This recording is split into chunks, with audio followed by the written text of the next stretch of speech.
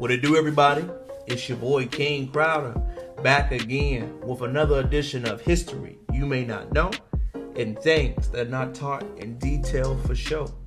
Today's lesson, we're going to go all the way to Tennessee, and we're going to go into the controversial yet rewarding origin stories of the famous liquor brand known as Jack Daniels. The inventor is now starting to get into notoriety, but I want to take into the background of Nathan Nearest Green. Born in 1820s, we do not know when his passed away date was. He was formerly born into slavery and was emancipated after the American Civil War. He taught the founder Jack Daniels how to capitalize, make, and enhance the distillery where he made and profited off his recipe and formula.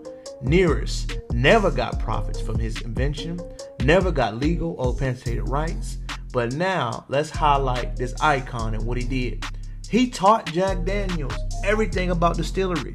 He taught Jack Daniels how to make it flavorful, rich, how to make it in the deep woods.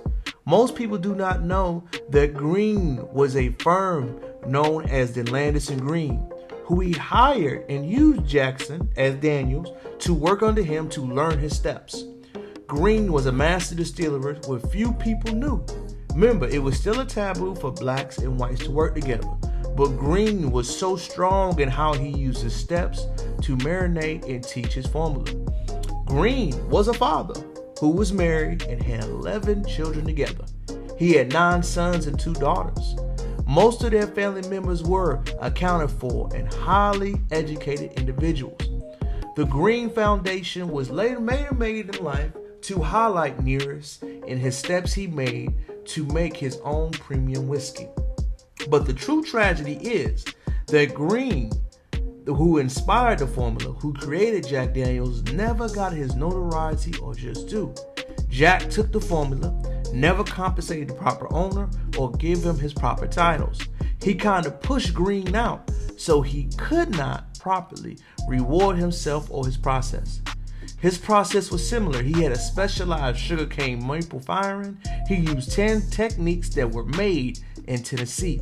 Green learned this formula from his father's side of the family because they would all drink and have fun beverages after they would work together. Remember, Green had his own distillery that Daniels complicated and replicated.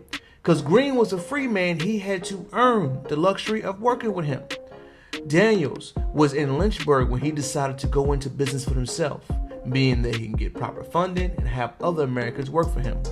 Daniels and his descendants launched that into his wealth and his ancestral lineage still being passed along as descendants today. Nearest descendants have been paid somewhat after the decades-long dispute, but it was only through a court battle where they got the notoriety or the cleverness that we can speak upon the things. Nearest Green family by 2009 raised almost $40 million to create their own Uncle Nearest premium whiskey, distilled in the Nearest Green distillery in Shepherdsville, Tennessee. Now the CEO of his companies, Nearest Green's relatives, friends, and families get as much prosperous goods as the Jack Daniel legacy.